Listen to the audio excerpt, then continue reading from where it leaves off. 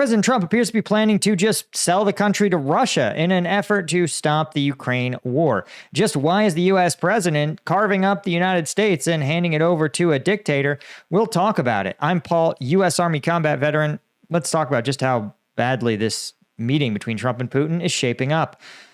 So according to sources inside the Telegraph, or inside the administration talking to the Telegraph, the U.S. president is planning on meeting with his Russian counterpart Friday, armed with a number of money-making opportunities for Putin, right? This includes literally giving him Alaska's natural resources, right? And of course, lifting some sanctions on the Russian aviation industry, as well as offering him rare earth minerals inside occupied Ukrainian territory, which doesn't make any sense because, well, you know, Russia already occupies it. But this is preposterous for a variety of reasons. First, it is on its surface kind of humiliating because, again, the administration has thus far been completely impotent to get Vladimir Putin to do anything. They've tried nothing, and they're all out of ideas. You might recall that Trump has spoken to Vladimir Putin personally at least once a month, and as early as a month ago has said, Putin doesn't want peace. He keeps lying to me. I can't get him to do anything. Trump also resorted to begging Putin on Twitter to stop bombing, please. This all is sort of humiliating for the United States, who, again, the rest of our allies are looking around and saying, hey, you told us you were a superpower, but you know, this is the equivalent of a UFC fight in which one of the opponent's strategies is to simply plead with their opponent to stop hitting them. As you can imagine, if you are other fighters watching from outside the arena and you go, who do you think is going to be a better fighter on your team? You're going to go, it's probably the guy who's doing the punching. But the fact that Putin has conceded nothing and is now being offered not just bribes from the U.S. president, but literally the resources, the natural bounty of our country, and giving it to Putin is a problem for a variety of reasons. First, Alaska, or rather the land within it, is not owned by the government. Not all of it, not some of it. But also, when it is generally private, it's private industry. We live in a world, we live in a country with private property rights. It's not the president's to give away. And even if it was public land, it's still not the president's to give away. It would require an act of Congress. And handing valuable resources of the country over to a foreign adversary doesn't feel very America first. Does that feel America first to you? So even if you believe somehow the president magically gained this authority, even if you pretend the Constitution means nothing, even if you pretend the spiritual idea of America's birthright, its land being for the good of its citizens, is in fact for the good of Russia's citizens or Vladimir Putin and his oligarchs, even if you assume all of that doesn't matter, it still doesn't make any sense within the president's own worldview of we need to enrich America. And if there's resources of extreme value in Alaska, I don't know, giving them to Vladimir Putin seems like maybe not a great idea. Now, Putin, for his part, is going to also come armed, reportedly by The Guardian, that the Russian leader is going to talk about economic ties. He's going to say, listen, if you Americans just drop these pesky sanctions that keep, hampering my economy and make it hard for me to absolutely destroy the Ukrainians, well, I can offer you some money. Money. A deal, right? And Trump loves money. Now, he doesn't love money so much that he's balancing the budget or reducing the federal deficit. And Vladimir Putin couldn't do it if he wanted to. The Russian, literally, even if he was to pledge the entire GDP, the entire economic output of Russia, it would literally handle just 1/37 of the U.S. Debt load. So, not really exactly a great set of offers. But it gets, well, frankly, even more troubling. And before we talk about just why this is so troubling, if you guys appreciate the content that I make, I have a members-only my version of Patreon. It's called combatvetnews.com. Become a member, support the channel. Twice a week, you get uncensored combat videos. Oftentimes, there's stuff sent straight to me from units on the front lines. We do a deep dive analysis that gives us insight into the state of the fighting that you can't get anywhere else. So if you're new to the channel, man, hit the subscribe, but also support me. It really means a lot that you guys have my back. And you get access to tons and tons of, well, videos and Q&As and all kinds of stuff.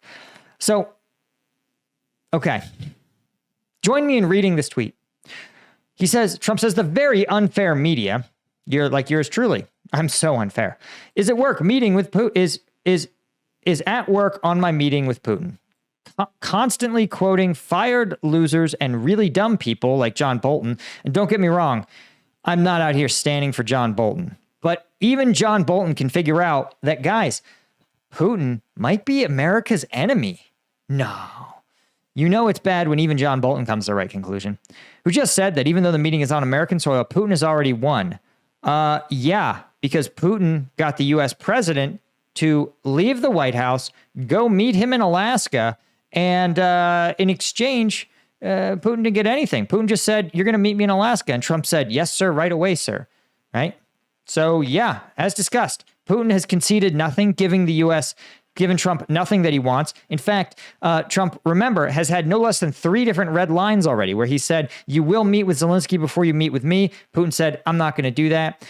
Trump also said, remember, in Istanbul, you will meet with Zelensky and the Ukrainians. He said, no, I'm not going to do that. And then Trump said, this is the ultimatum. This is my final and best peace offer. The Russians said, no, we're not going to do that. And then Trump said, Putin gets another ultimatum. This is my 3rd ultimatum. This is sort of like with a toddler where you say, if you don't, I'm going to leave you in this store if you don't calm down. And the toddler goes, you're not going to leave me in a store, Mom. I'm not stupid. And you go, no, this is the last time. You better calm down. By the fourth time, I'm going to leave you here. The kids are like, no, dude, you're not serious. And if my friggin' 2-year-old can figure out that I'm not serious when I'm like, no, we're not getting you an entire box of macaroni and cheese, then, certainly Vladimir Putin understands, and the rest of the world understands Trump is not serious and not strong enough to coerce Putin to do anything. Trump adds, we are winning on everything. Again, we are not winning on everything because we were going to end the Ukraine war in 1 day. We are currently at like day 200. He says the fake news is working overtime. He says then no tax on overtime. He says if I got Moscow and Leningrad free, as part of the deal with Russia, the fake news would say I made a bad deal. One, you couldn't pay me to take Moscow and Leningrad. One, because Leningrad is not a city. Leningrad is St. Petersburg. And St. Petersburg was renamed back to St. Petersburg in a referendum in June of 1991. So for those of you keeping score at home, it has not been Leningrad for 35 years. So the person, this is what I want you to internalize, the person who is going to meet with Vladimir Putin in an effort to settle one of the most contentious wars in the 21st century doesn't know the name. There's only 2 large cities in Russia. The cultural capital of Russia. This would be like the best analogy I can come up with is somebody going to meet with the U.S. president and being like, I really appreciate President Trump coming out from Colombia to meet with me. And they're like, what? Colombia? What are you talking about? And they're like, and he's like, no, Colombia, the city, the capital city. And they're like, oh, Washington, D.C., the District of Columbia. Like, you're not even close to the right name. No one calls it that.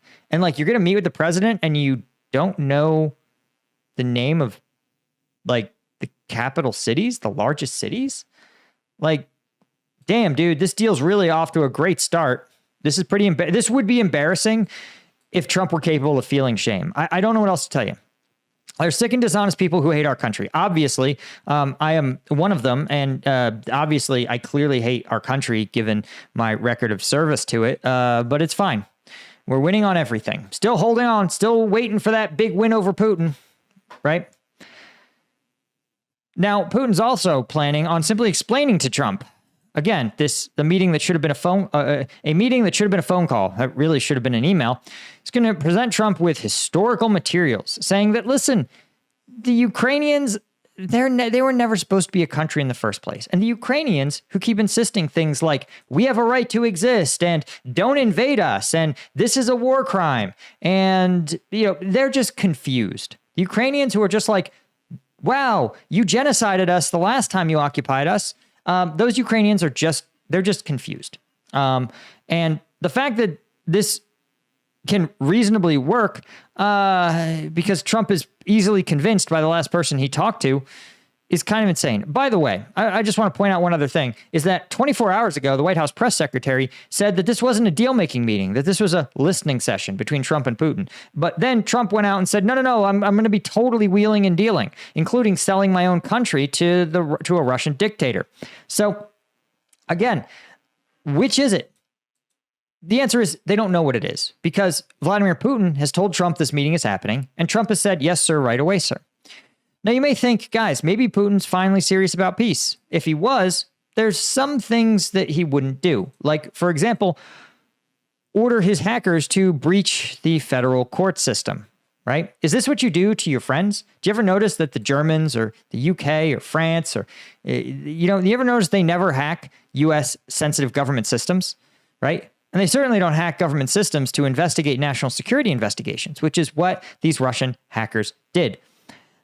This is kind of insane, but also just further evidence that Trump is not, or Putin is not serious about any kind of peace deal, because there would be so many easy good faith efforts that he could make that would indicate this, like stopping hacking U.S. infrastructure, especially U.S. government infrastructure. He could consider no longer engaging in his hybrid campaign of sabotage and incinerating European, our allies' military bases and infrastructure, right? Any one of those options is available to him. He has, in fact, throughout this war, Putin has only escalated the war. He has never once been backed off in any capacity, in any sense.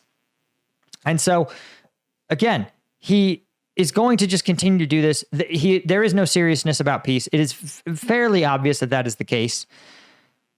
And when asked about it, they said, listen, Trump, you're meeting with this guy, but they've breached the federal court system. Like, they don't seem like they're very interested in cooperation and coordination. Trump said, don't worry about it. He says, are you surprised? Well, no, that's the point. He said, they hack in. That's what they do. They're really good at it, and we're really good at it. Actually, we're better at it. And he said, I could bring it up during the meeting. Right? In fact, they found the Russians recently compromised sealed court records. Huh. So Vladimir Putin's going to meet with President Trump, and Russian hackers just obtained sealed court records in New York. Do you think there could be a court case that might have some evidence in it that might pertain to President Trump? Maybe evidence that Vladimir Putin would be able to use in some way in discussions with Trump? Can you think of any cases of maybe an individual who was like maybe there was a court case that was going to happen, and then something happened in a New York jail, and then that court case just never went to trial? Huh. It would probably not be great if there was evidence in there. In fact, just by hacking, just Trump knowing that those files could be in Vladimir Putin's possession might actually just be enough to get him to, worry a little bit. Interesting.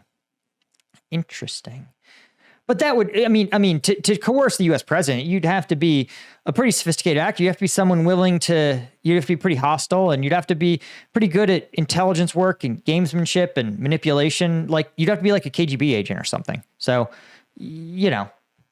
that's not Vladimir Putin, obviously. Hit the subscribe button. Thanks as always. See ya.